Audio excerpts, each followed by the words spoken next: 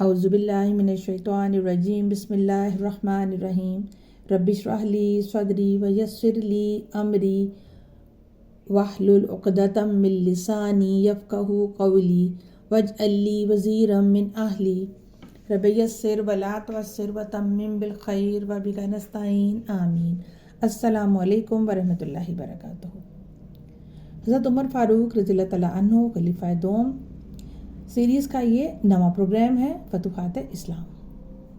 آج ہم حضرت عمر بن خطاب رضی اللہ تعالیٰ عنہ کے عہد خلافت کی ان فتوحات کا مطالعہ کریں گے جو صرف تلوار کی دھار سے نہیں بلکہ عدل، نظم اور توقع کی قوت سے حاصل ہوں۔ یہ وہ دور ہے جس میں اسلامی ریاست نے جغرافیائی وسعت کے ساتھ اخلاقی عظمت بھی قائم کی۔ حضرت عمر کے نزدیک فتح کا مطلب صرف دشمن کو شکست دینا نہیں تھا بلکہ ظلم کا خاتمہ، عدل کا قیام، انسان کو انسان کی غلامی سے نکال کر اللہ کی بندگی میں لانا۔ اس لیے آپ فرمایا کرتے تھے، ہم وہ قوم ہیں جنہیں اللہ نے اسلام کے ذریعے عزت دی، اگر ہم اسلام چھوڑ دیں تو اللہ ہمیں ذلیل کر دے گا۔ حضرت عمر فاروق کے دور خلافت میں فارس یعنی ایران ایک عظیم سلطنت تھی، مگر اندرونی ظلم و طبقاتی تفریق نے اسے کھوکھلا کر دیا تھا۔ ایران کی فتح اسلامی تاریخ کا ایک عظیم اور فیصلہ کن باب ہے۔ ساسانی سلطنت جو صدیوں سے ظلم، طبقاتی نظام اور آتش پرستی کی بنیاد پر قائم تھی، اسلامی عدل و مساوات کے سامنے ٹک نہ سکی۔ جنگ قادسیہ میں سعد بن ابی وقاص کی قیادت میں مسلمانوں کو تاریخی فتح نصیب ہوئی، جس کے بعد مدائن اور کسرا کے محلات مسلمانوں کے قبضے میں آئے۔ فتح کے بعد کیا ہوا؟ زبردستی مذہب نہیں تبدیل کرایا گیا، آتش پرستوں کے عبادت خانے محفوظ رہے، ٹیکس منصفانہ مقرر ہوا، جان و مال کی ضمانت دی گئی۔ یوں فارس یا ایران کے لوگوں نے اسلام کو تلوار نہیں، انصاف کا دین پایا۔ اس فتح کا اصل کمال صرف عسکری برتری نہیں تھا بلکہ وہ اسلامی نظام عدل تھا جس نے ایرانی عوام کے دل جیت لیے۔ رعایا کو مذہبی آزادی دی گئی، جان و مال محفوظ ہوئے اور ٹیکس منصفانہ مقرر ہوا۔ یوں دل جیتے گئے، صرف علاقے نہیں، جس کی وجہ سے ایران میں اسلام تیزی سے پھیلا اور ایک عظیم تہذیبی انقلاب برپا ہوا۔ اس کے بعد حضرت عمر بن خطاب کے دور خلافت میں شام کی فتح محض ایک عسکری کامیابی نہیں تھی بلکہ یہ عدل اسلامی، اعلیٰ نظام حکومت اور اخلاقی برتری کا عملی مظاہرہ تھی۔ رومی سلطنت بازنطینی اس وقت ایک بڑی عالمی طاقت تھی، مگر اس کے زیر نگین علاقوں میں ظلم، بھاری ٹیکس اور مذہبی جبر عام تھا۔ اگر ہم اس کا پس منظر دیکھیں تو شام کی سرزمین اس دور میں انتہائی اہم تھی، سیاسی اور عسکری مرکز، تجارتی راستوں کا سنگم، عیسائی آبادی کی اکثریت، رومی حکمرانوں کے مظالم سے عوام تنگ آ چکے تھے۔ ایسے میں اسلام ایک منصفانہ نظام بن کر سامنے آیا۔ حضرت عمر نے لشکر کی تیاری شروع کر دی۔ آپ نے شام کے محاذ پر کئی باصلاحیت صحابہ کو ذمہ داریاں دیں۔ حضرت ابو عبیدہ بن جراح کو سپہ سالار اعلیٰ مقرر کیا، حضرت خالد بن ولید کو عسکری حکمت عملی عطا فرمائی، حضرت یزید بن ابی سفیان اور شرحبیل علیہما ذیلی محاذات دیے گئے۔ یہاں حضرت عمر کا عظیم فیصلہ سامنے آتا ہے کہ انہوں نے حضرت خالد کو سپہ سالاری سے ہٹا کر حضرت ابو عبیدہ کو مقرر کیا، مگر حضرت خالد رضی اللہ تعالیٰ عنہ نے اطاعت اور اخلاص کی بے مثال قائم کی۔ جنگ یرموک کا مارکا انتہائی فیصلہ کن مارکا تھا۔ یرموک کا مارکا شام کی فتح کا نقطہ آغاز بنا۔ رومی فوج تعداد، اسلحے اور ساز و سامان میں برتر تھی اور مسلمان ایمان، نظم اور قیادت میں مضبوط تھے۔ حضرت خالد رضی اللہ تعالیٰ عنہ کی جنگی حکمت عملی، متحرک دستوں اور بروقت حملوں نے رومی صفوں کو توڑ دیا۔ یہ جنگ کئی دن جاری رہی اور بالآخر رومی سلطنت کو شکست فاش ہوئی۔ یرموک کے بعد دمشق کا محاصرہ ہوا، ایک دروازے سے جنگ کے ذریعے فتح اور دوسرے دروازے سے صلح کے ساتھ داخلہ۔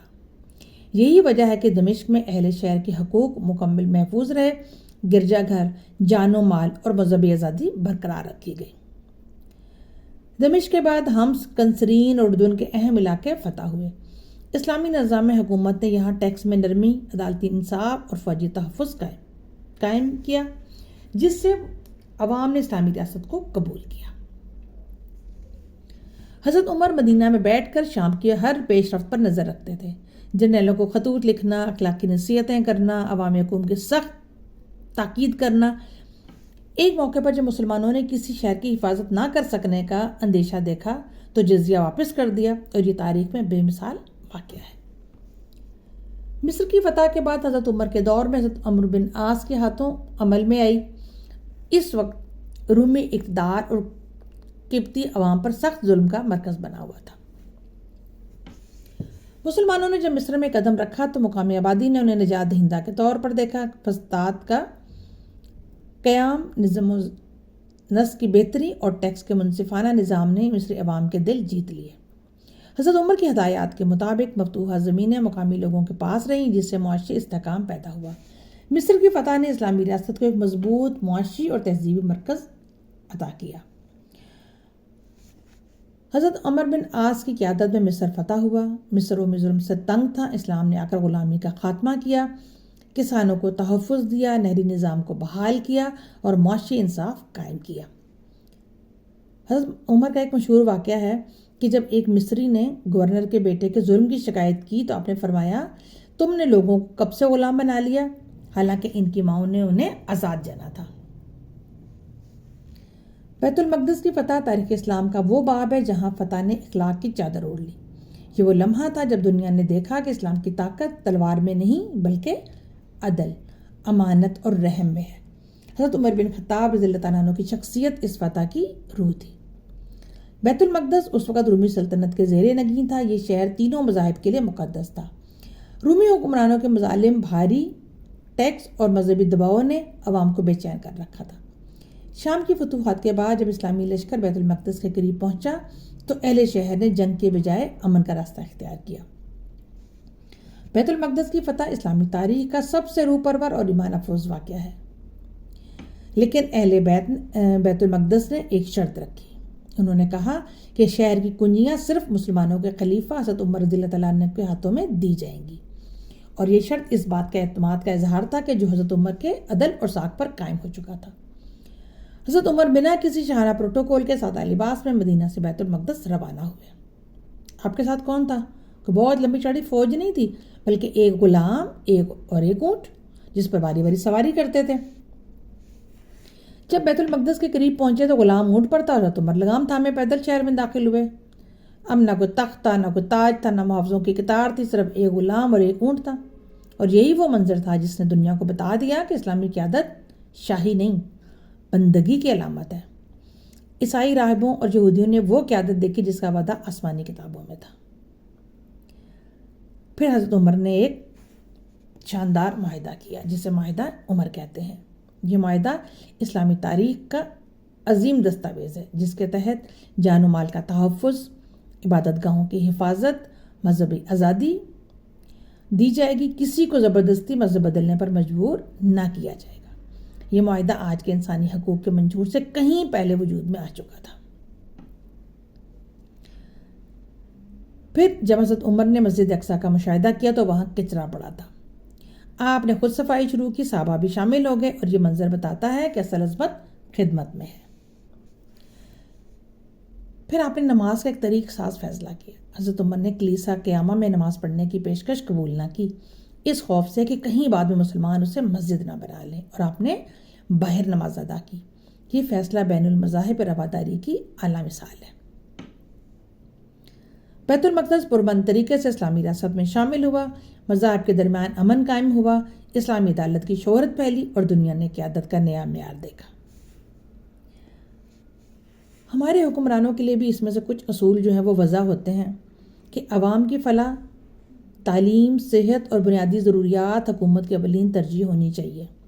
اختیارات عوام کی حکومت خدمت کے لیے استعمال ہوں، نہ کہ ذاتی یا سیاسی مفاد کے لیے۔ عوام کی فلاح، تعلیم، صحت اور بنیادی ضروریات حکومت کی اولین ترجیح ہونی چاہیے۔ اختیارات عوام کی خدمت کے لیے استعمال ہوں، نہ کہ ذاتی یا سیاسی مفاد کے لیے۔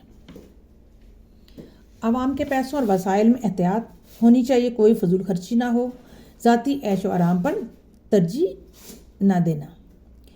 صرف طاقت یا فوجی قبضے سے اقتدار قائم نہ کیا جائے، بلکہ اصطلاحات اور معقول قوانین لازمی ہوں۔ عوامی اعتماد اور تعاون سے حکومت مضبوط ہوتی ہے، خوف سے نہیں۔ مختصر یہ کہ عدل، ایمانداری، عوامی فلاح، رواداری اور حکمت عملی یہ وہ 5 ستون ہیں جو ہر حکمران کو حضرت عمر رضی اللہ تعالیٰ عنہ سے سیکھنے چاہیے۔